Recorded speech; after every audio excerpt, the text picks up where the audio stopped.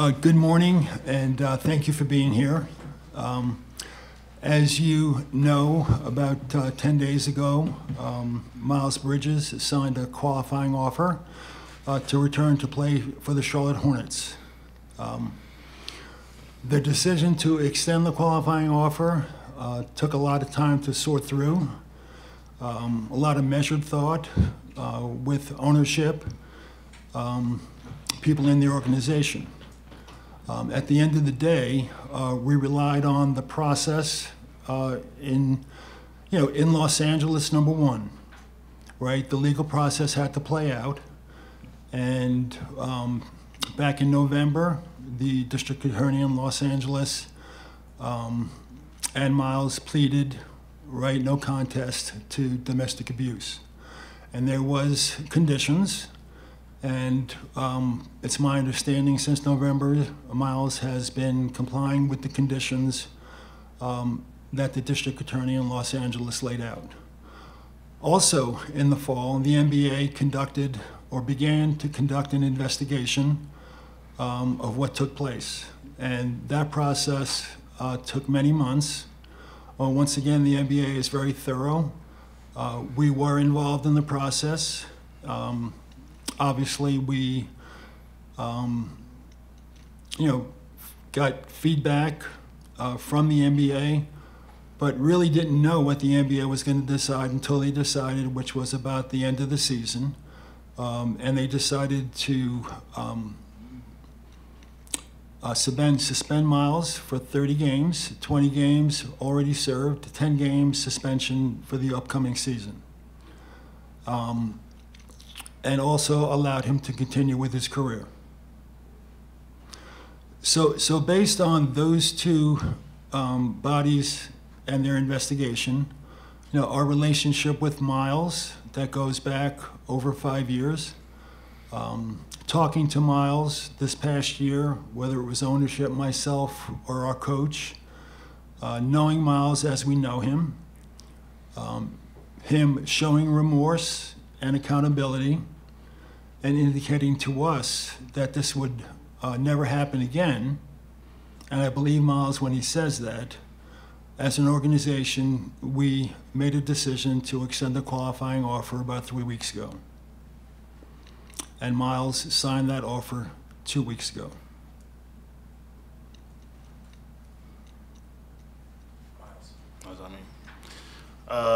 I just want to thank everybody for coming out here. First of all, I want to apologize to everybody for, the pain and embarrassment that I caused everyone, but especially my family. This year away, I've used it to prioritize just going to therapy and becoming the best person I can be, someone that my family and everybody here can be proud of. I want to thank the Hornets organization and the NBA for giving me a second chance. A lot of people don't get a second chance, and I want to use this second chance just to prove to everybody that I'm the same kid that you drafted 5 years ago. I'm just happy to be back, and I can't wait to get this year started. We'll take questions. Mitch, you mentioned the NBA's investigation. Did the Hornets conduct their own investigation during that time? And did you speak to the alleged victim or any local domestic abuse groups in making this decision? Without going into great detail, we investigated to the best of our ability, with legal counsel and, gathering information that was available, to us. That's really all I'm prepared to say about that.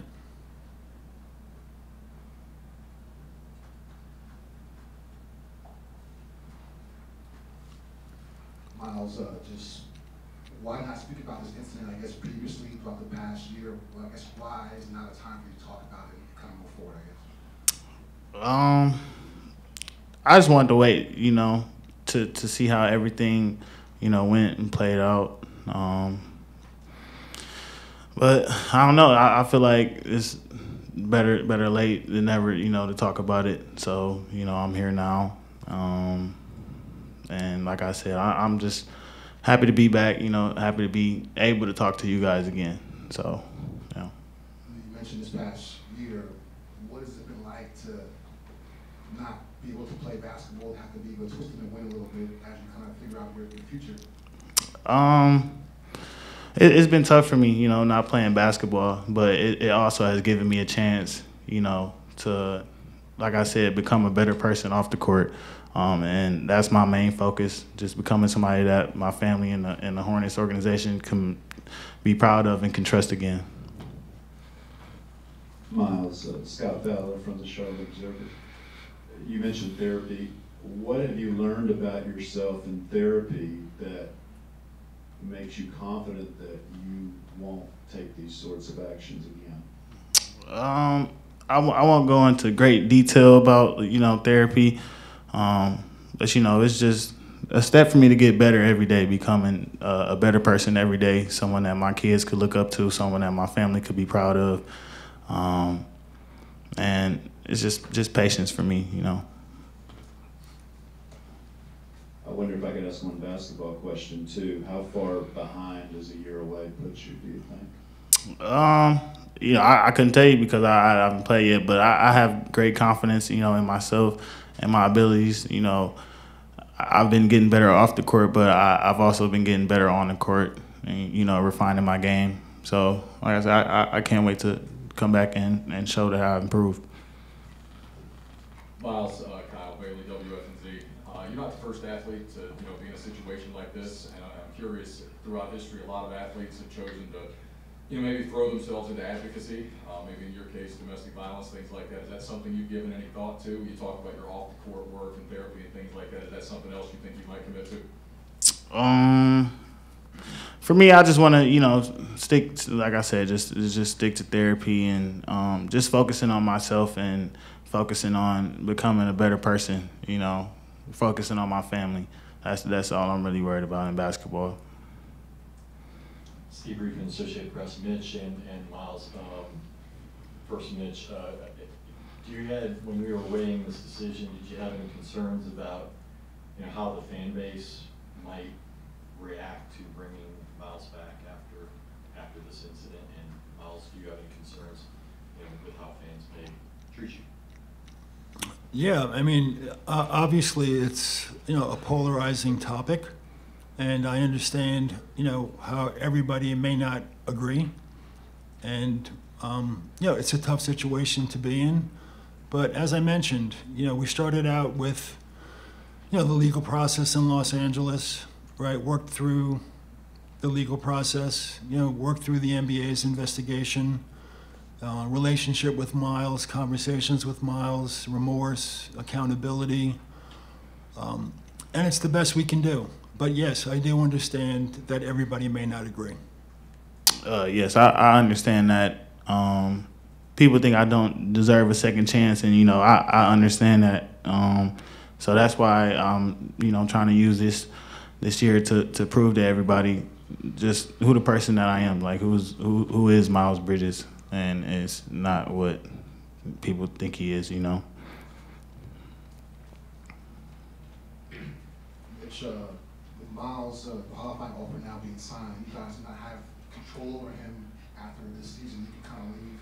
Just wondering, from your perspective, obviously it's part of the business, but just what does that do for you guys as you try to figure out how this thing can fit long term? Yeah, just so I understand, Miles signed a qualifying offer, right? So that means he's under contract for this upcoming season. Upon the conclusion of the season, he will become an unrestricted free agent, and we will have bird rights. Okay, so in the NBA with bird rights, that gives you the ability to it gives you an advantage when signing free agents. Beyond that, we'll have to just wait and see, right? How the season plays out. From a basketball point of view, putting aside the serious nature, of what took place, we are excited to get him back. He had his best year ever, 2 years ago. So we are excited to get him back. And, you know, whatever it is to deal with a year from now, we'll deal with it a year from now.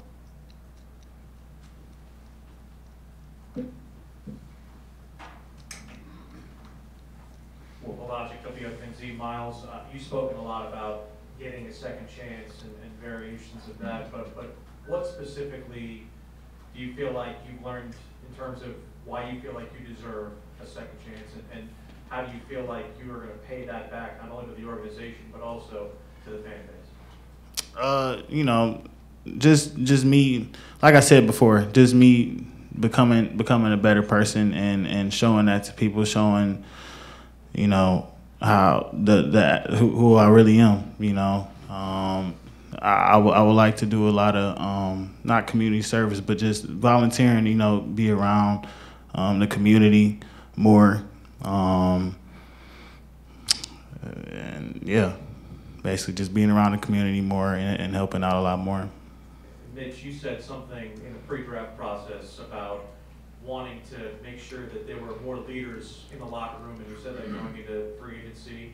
What steps the rest of this offseason are you going to take to make sure that the leadership and things around the locker room are satisfactory the way you feel like this is going to be going into the season? Well, it starts with me, okay, and then, you know, it goes to our head coach, you know, who will be the leader in the locker room. You know, we do have veteran players on our team. Of course, Miles will be back, and, you know, he understands that, you know, even though his teammates are happy to have him back, there's a lot of trust, you know, that needs to be earned back. So maybe, you know, at some level during the season, you know, Miles, you know, can provide some leadership. But we have Gordon Hayward, we have Terry Rozier, and believe it or not, Melo is now in his 4th year, right? So, but the leadership would begin with me, and then it would go to our coach. It's always good to have a strong locker room, you know, so we always look to make it stronger, but we feel we're in a good spot right now.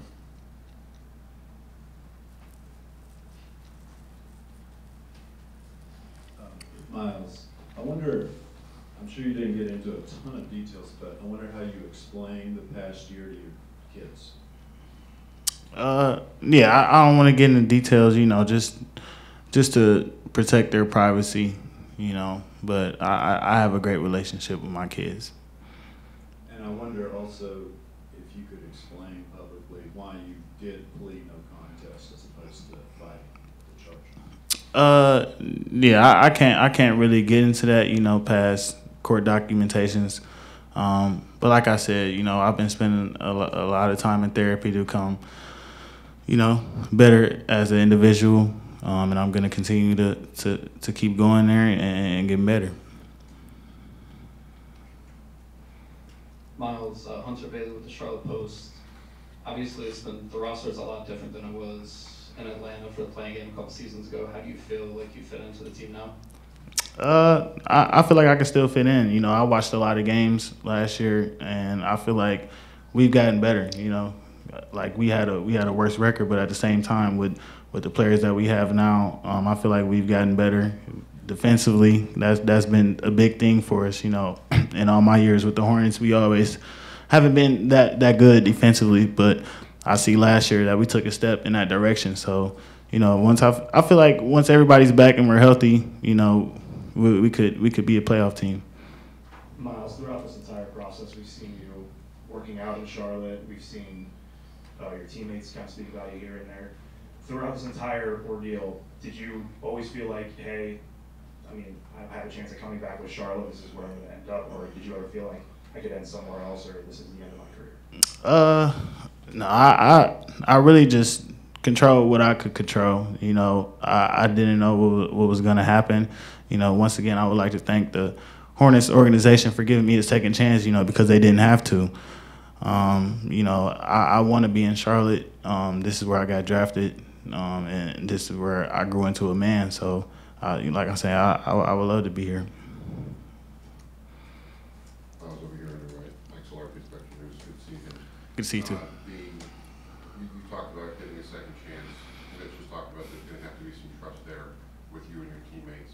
How do you start building back that trust with those that you played with, the guys that you haven't played with, And then bigger than that, how do you build back the trust within the community that you want to try to be more active? Just being a leader in the locker room again, leading by example, and just doing the right thing. Like I said, I will be around the community a lot, not because I have to, because I want to. Being away for a year made me realize that I wasn't in the community like I should be. I have a name, I have, people know me, and kids look up to me. So just for me to be around, I feel like it'll be big for them.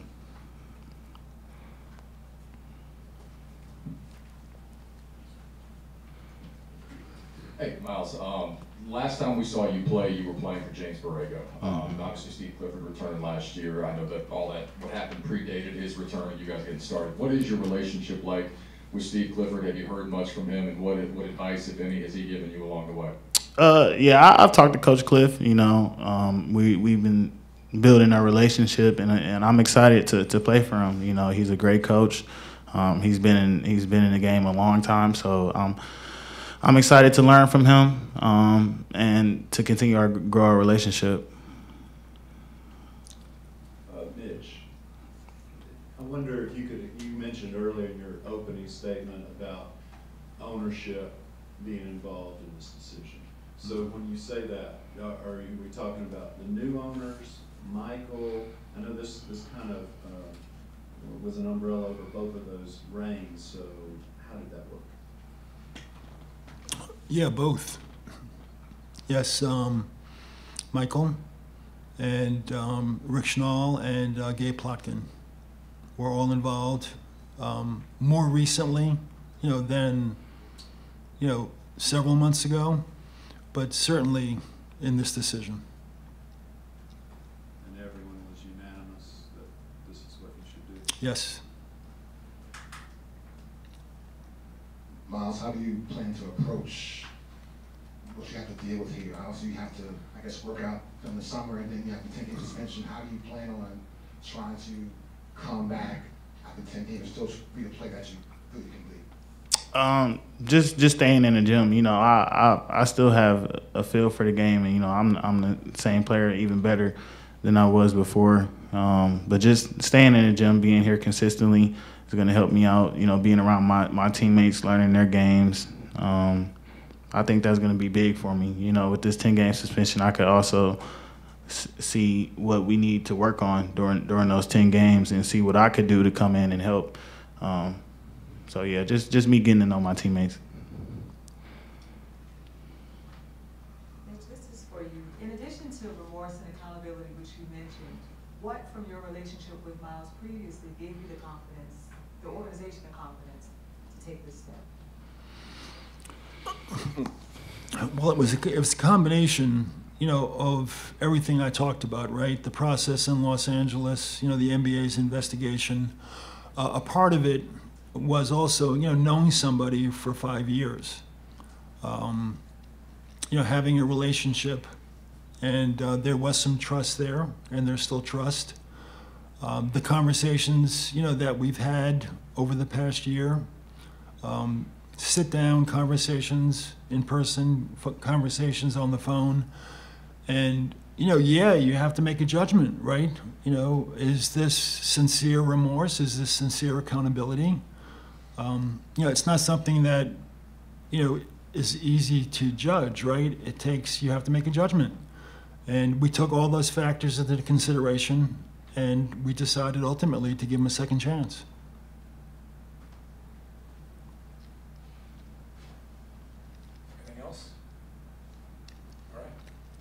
Thanks, everyone. Thank you. Thank you. Thank you.